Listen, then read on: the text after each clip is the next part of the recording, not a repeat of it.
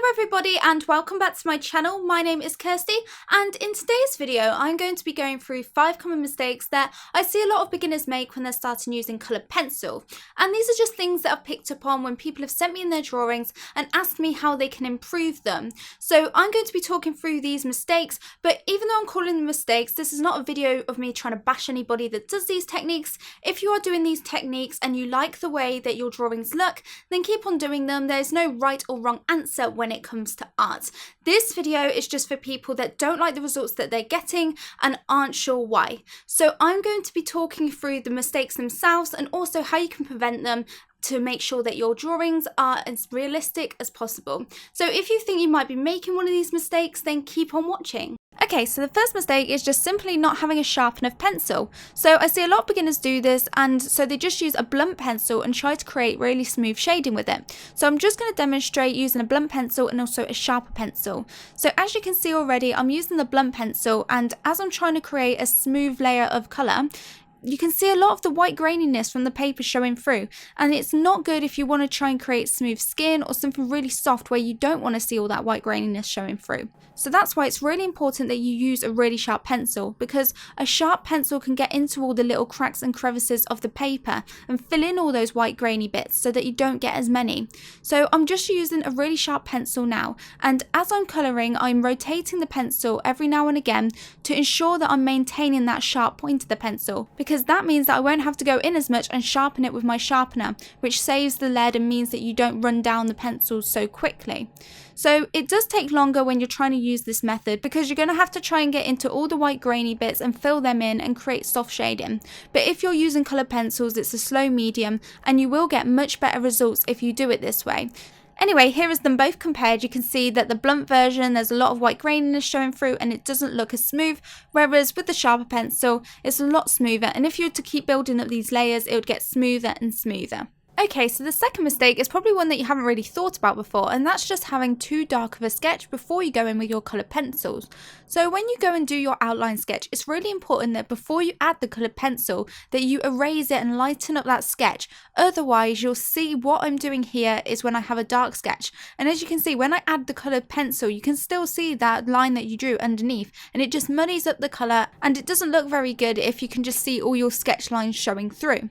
So my tip for you is to use a bit of blue tack and press this on your outline before you go in with your coloured pencil. So I'm just tapping it on the heart that I've done, and this is going to lift the graphite off. So all that excess graphite that's just lying on top of the paper, it will lift this off so you can still see the sketch, but it'll be very light, which means when you go over with your coloured pencil, it won't get muddied up with the graphite and you won't see any of the graphite underneath, because it will just cover up that sketch that you've drawn once you've added in the coloured pencil. So like I said, you can just use a bit of blue tag or you can use an eraser, but an eraser will probably lift too much of the graphite off, so you won't see much of the sketch underneath. But you can use either blue tack or a kneaded eraser, and both of them will work really well at just lifting up the sketch.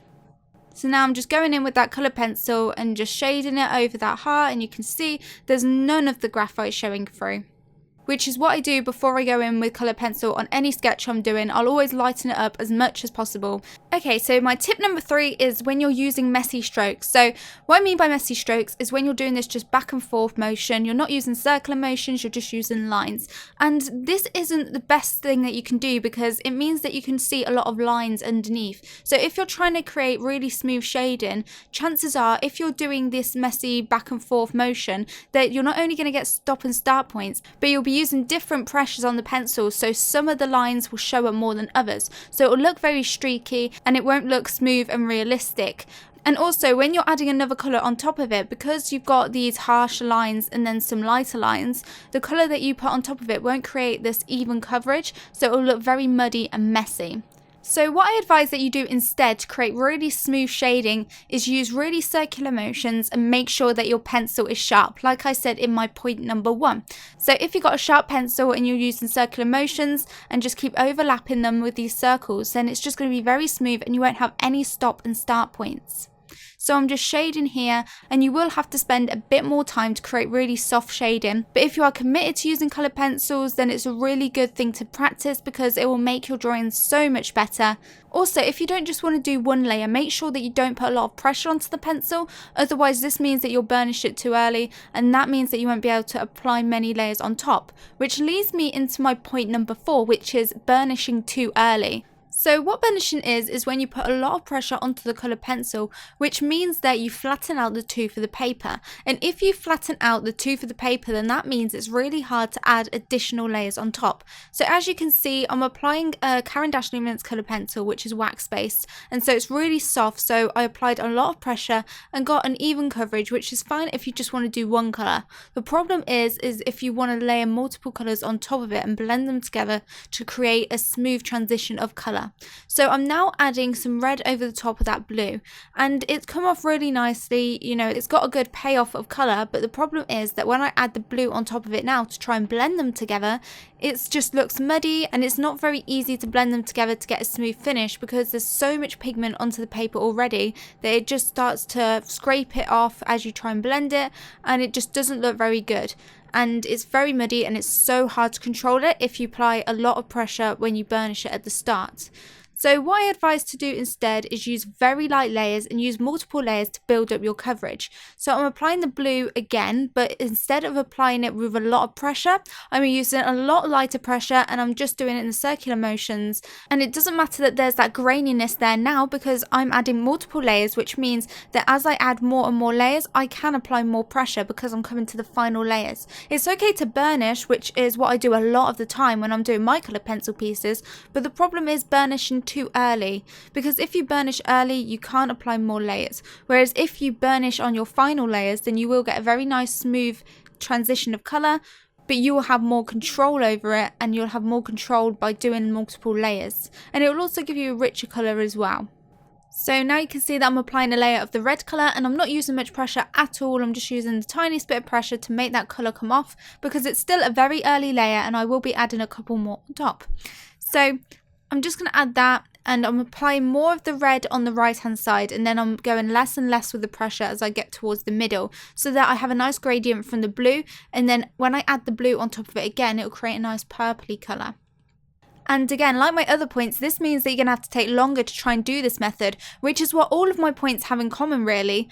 The mistakes that you make is because you're trying to rush it and you're not just spending enough time and doing it slowly. See, even already, even though I haven't added all the layers that I'm going to, it still looks a lot nicer than the one to the left of it.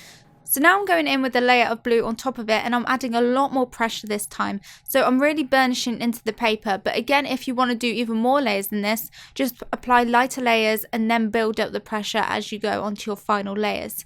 And so I'm applying a lot more pressure with this blue colour, and as you can see, in the end, it's a much softer transition than the one that we did first. And now moving on to my final tip, which is shading with black too much. So I use a lot of black in my colour pencil drawings, and it's not a bad thing to use black, but what I mean by using black for your shadows is, say if you're drawing skin or nostrils, or if you're doing like the cheekbones and you want a bit of shadow, then some people just add black for their shadows, and this just creates a muddy colour and you haven't got black in your skin, so don't just use black for all of your shadows. So what I recommend instead of using black is, for example, if you want to do skin and you want to add some shadows, add some brown, so like some burnt siennas or some burnt umbers, and this will give you a much more realistic shadow and it won't look as flat. So for example, I like to use black for, say, eyelashes or pupils and stuff like that, things that are really dark, but I'll also layer colours on top of them so it's not just a flat black as well. So try to avoid black if you can, only use it when it's something that's really black, but don't just use it everywhere for shadows. Try to use browns or darker versions of the colours. Anyway guys, that's it for today's video. I hope you enjoyed it and found the tips useful. If you did, make sure to give it a like, and I'd love it if you could share it. If you're new to my channel, then I have lots more tutorials like this, so feel free to subscribe if you want to learn more about colour pencils and watercolours and all that sort of stuff. Thank you guys so much for watching, and I'll see you in my next video. Bye!